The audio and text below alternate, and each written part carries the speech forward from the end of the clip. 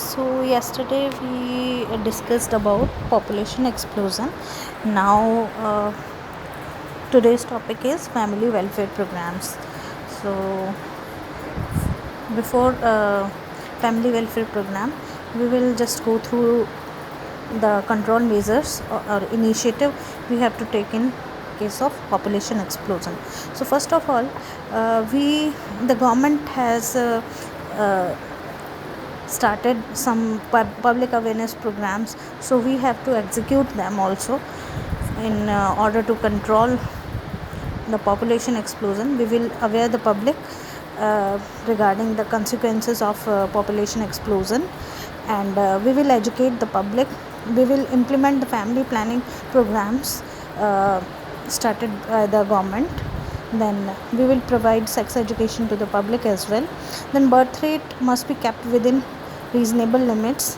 We will ask the community people to think about it so that birth rate can be kept within the reasonable limits.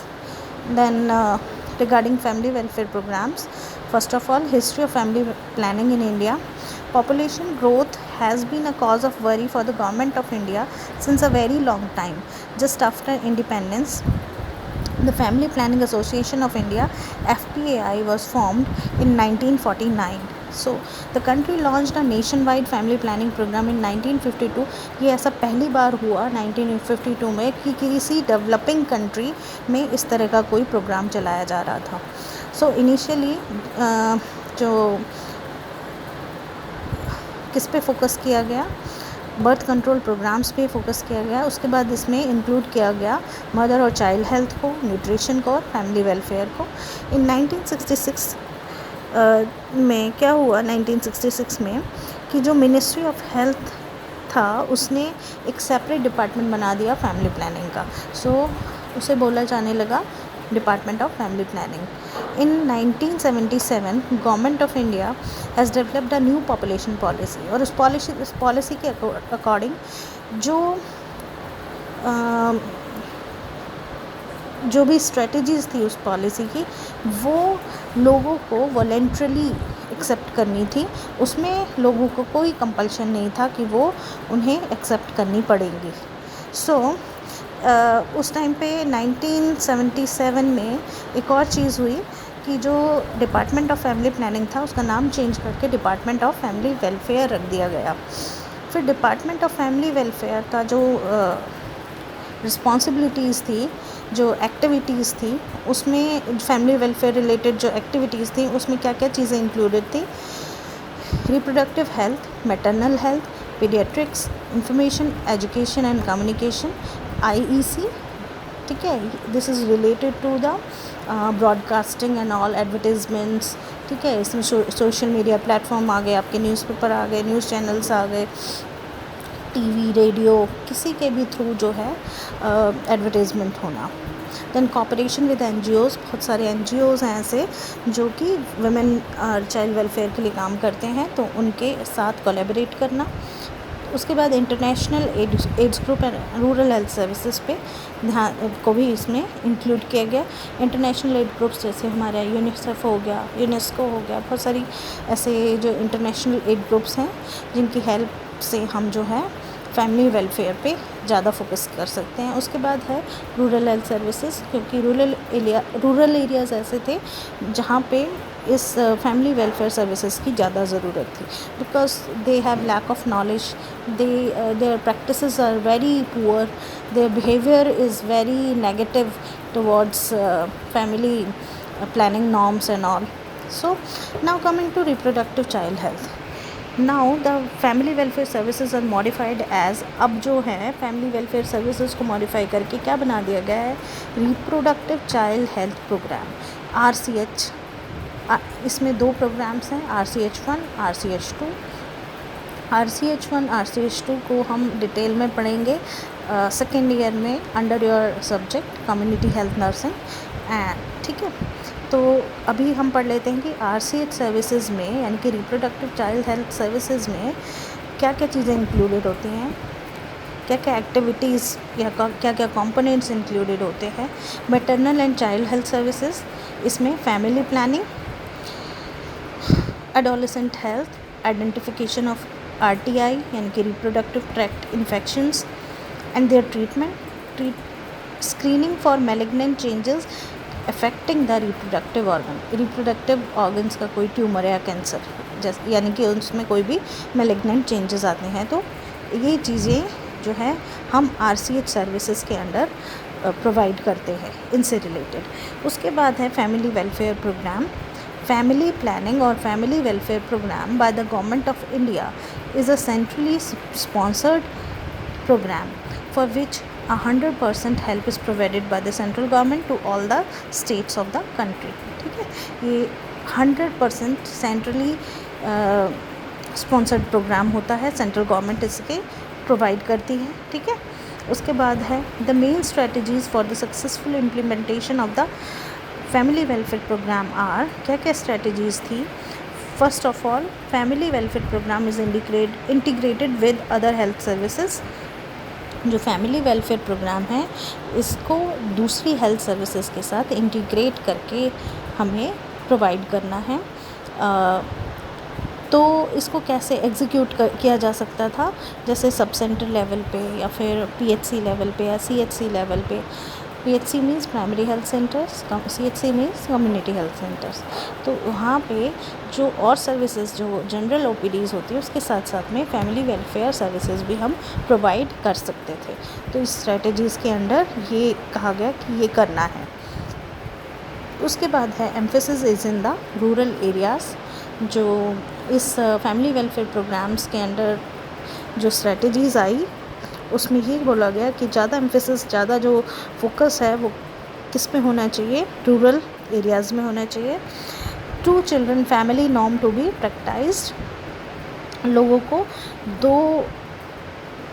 दो बच्चों की जो family है इस norm को अपनाना चाहिए और यही प्रैक्टिस में लाना चाहिए। उसके बाद है adopting terminal methods to create a gap between the birth of 2 children. 2 बच्चे होने के बाद, ठीक है, एक गैप के बाद 2 बच्चे होने के बाद जो है लोगों को टर्मिनल मेथड्स अडॉप्ट करने के लिए जो है नॉलेज प्रोवाइड करनी है, अवेयर करना है। ठीक है, उनको इनकरेज करना है।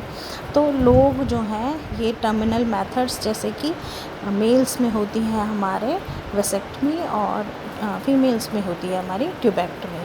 तो these 2 are the terminal methods और ऑफ कॉन्ट्रासेप्शन। उसके बाद है डोर टू डोर कैंपेन शुरू किया जाना चाहिए ताकि हम लोगों को एनकरेज कर सके, फैमिलीज़ को एनकरेज कर सके कि वो स्मॉल फैमिली नॉर्म को एक्सेप्ट करें, अपनाएं।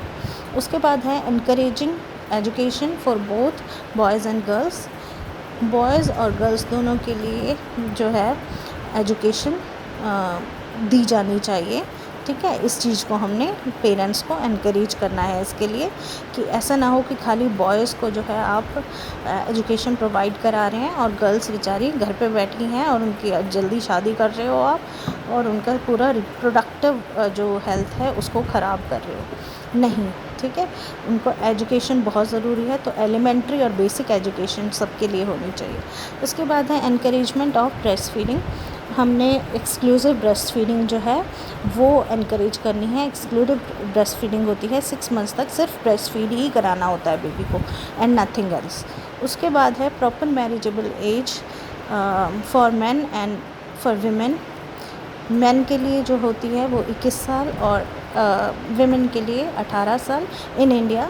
ठीक है, अभी इसको चेंज करने के लिए कुछ लॉज बन रहे हैं but these are not yet implemented.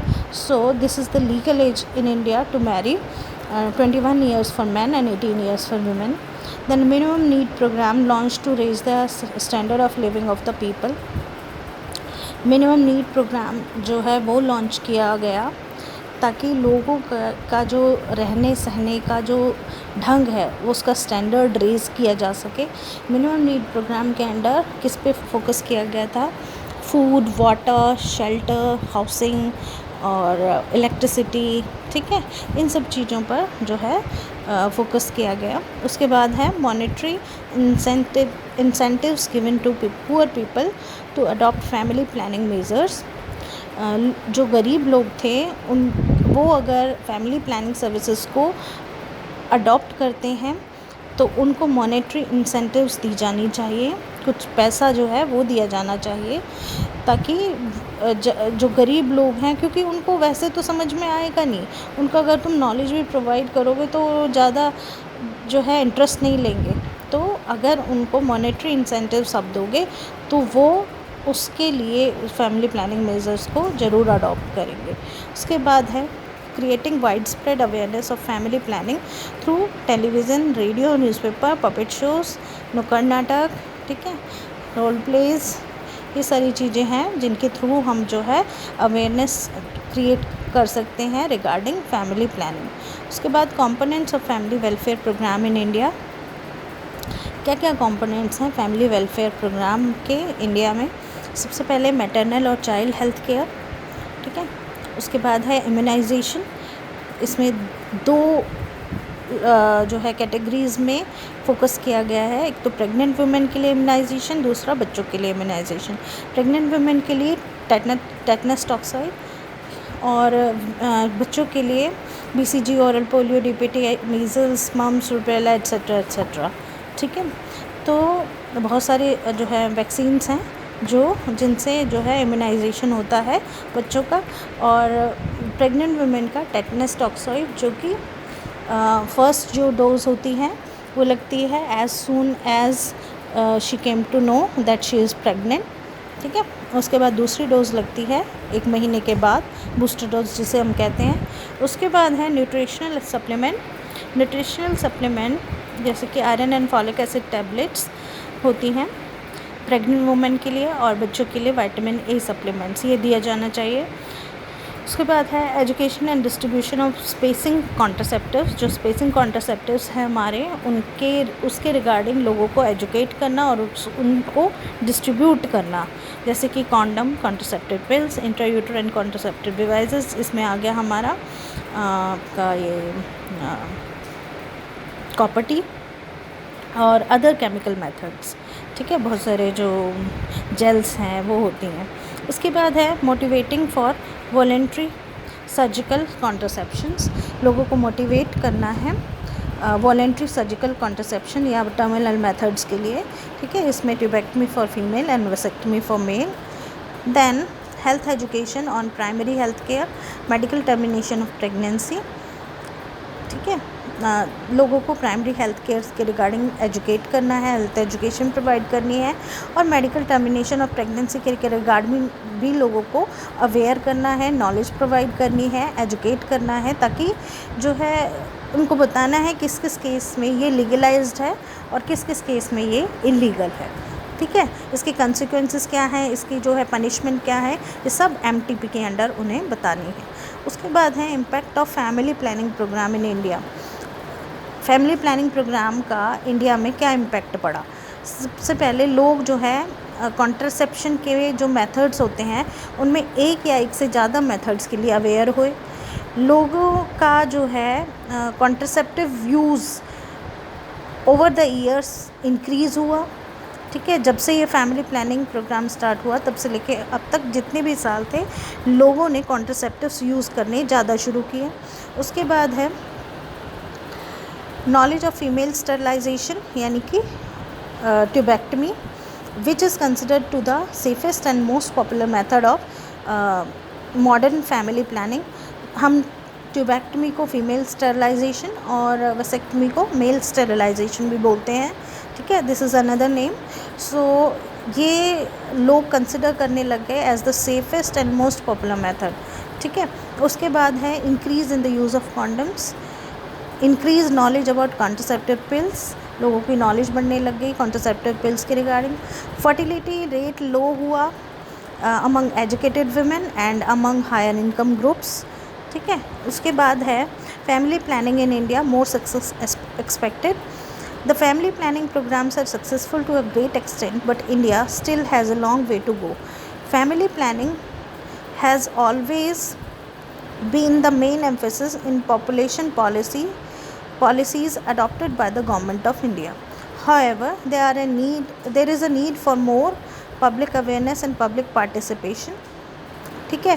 क्योंकि बहुत सारे ऐसे फैक्टर्स हैं, बहुत सारे ऐसे रीज़न्स हैं जिनकी वजह से जो है फैमिली प्लानिंग प्रैक्टिसेस पुअर रह गई, ठीक है, कहीं कहीं एरियाज़ में पुअर हैं अभी भी बहुत।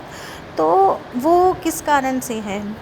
फर्स्ट वन है जेंडर इन इक्वालिटी, ठीक है, preference of sons over daughters, low standard of living and poverty, traditional thought processes of Indians and age old cultural norms. ये सारे रीजंस हैं जिनकी वजह से जो है पुअर फैमिली प्लानिंग प्रैक्टिसेस अभी भी हैं हमारी कंट्री में। So there is a need for more public awareness and more public participation, ठीक है। So this is all about family welfare programme in India.